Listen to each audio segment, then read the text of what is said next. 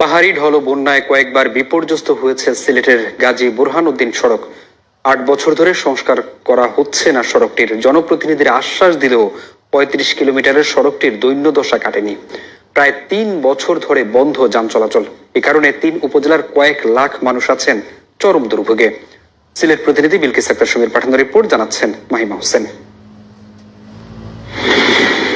কানাইঘাট ও গোপালগঞ্জ উপজেলার সঙ্গে সিলেট সদরের যোগাযোগের মাধ্যম হচ্ছে বুরহানুদ্দিন সড়ক।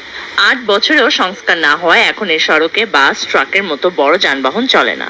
জরুরি প্রয়োজনে সিএনজি, অটোরিকশা ও ভ্যান গাড়ির মতো যানে চলাচল করছেন স্থানীয়রা। গাড়ি চালানো যায় না, সেটা খাইয়াও রিং যায় গিয়া, এই রাস্তা নিয়ে আমরা চলার মতো কোনো উপায় নাই।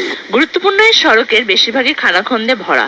জরুরি রোগীদের সময় মতো হাসপাতালে নেওয়া সহ নানা রকম ভোগান্তি পোহাচ্ছেন স্থানীয়রা। প্রশাসনে ধর্ণা দিলেও কোনো কাজ হয়নি বলছেন জনপ্রতিনিধিরা। এই 4টা ইউনিয়নের প্রশাসনিক অবস্থাও দুর্বল থাকবো, আর চলাফেরার তো কষ্ট। মা বই নহলে প্রতিনিয়ত গাড়ি ঘোড়া যাইতে আইতে কষ্ট কররা। আমরা বারবার সরকার বা পৌরসভার কাছে আবেদন করেছি, নিবেদন করেছি, জনসভা দিয়েছি, মানববন্ধন করেছি, কিন্তু কাজের কাজ কোনো কিছু হয় নাই। এ ব্যাপারে সড়ক সংশ্লিষ্ট প্রতিষ্ঠানের কর্মকর্তা ক্যামেরার সামনে কোনো কথা বলতেই রাজি নন। স্থানীয় জনপ্রতিনিধিরা বলেছেন, সড়ক সংস্কারের জন্য 95 লাখ টাকা বরাদ্দ এসেছে।